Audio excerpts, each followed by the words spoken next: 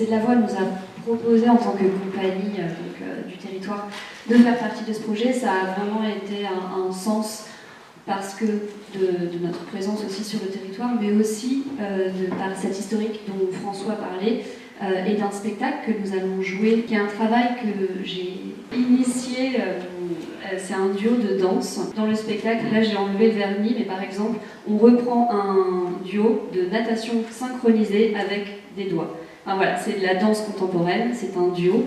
On danse sur la musicalité de ces voix des commentateurs, des commentatrices qui nous transportent. Aujourd'hui, ce qui est incroyable, c'est qu'avec les JO, on voit que tout le monde est mobilisé.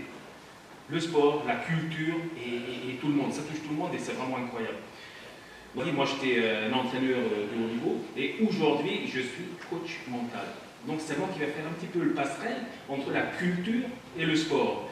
Et notamment, on va organiser, donc, grâce à François, 4 week-ends qu'on appelle Cœur et Match, où que je vais encadrer le stage avec Charlotte Le Boucher autour du chant et autour aussi de mental, parce que bien évidemment, faire du sport à tout le monde, c'est pas facile, mais intervenir en tant qu'ancien sportif, en tant que préparateur mental dans la culture, c'est quelque chose qui est assez incroyable quand même, je trouve.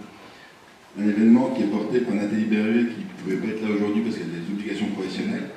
Et donc, c'est au profit d'une association qui sont les Petits Pas de Léonie. Et les Petits Pas de Léonie, c'est une petite fille qui est très handicapée. Pour l'aider dans sa vie future, et puis pour aussi aider les autres. Voilà, et donc, pour cela, Nathalie organise un trail à Vézelay, qui a lieu le 9 juin. C'est une boucle de 8 km.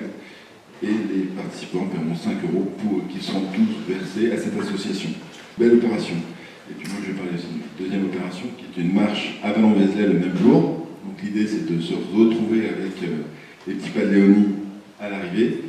Donc la marche est au profit du centre Georges-François Leclerc, que malheureusement beaucoup de gens connaissent.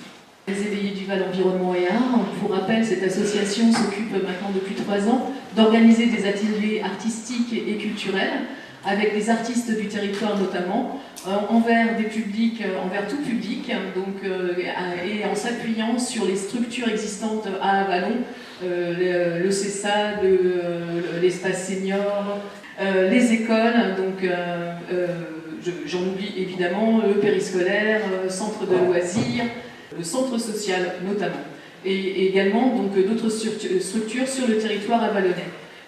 Les artistes s'engagent dans À nous de jouer avec différentes publics. Ça va des enfants, des jeunes enfants, puisque l'école Jean de La Fontaine est engagée avec 6 artistes cette année et travaille dans des espaces longs, différentes formes d'art. Donc nous avons des peintres, des photographes, de l'art clownesque, de mouvements corporels. Voilà, et donc cette restitution, il est prévu de faire une restitution le 22 juin dans À nous de jouer, avec À nous de jouer, ce qui se situera sur le chemin du château d'Alger, dans le quartier de la Morlande. Toutes ces forces, en soi, c'est déjà une immense qualité. Donc le sport, il est intégrateur, fédérateur.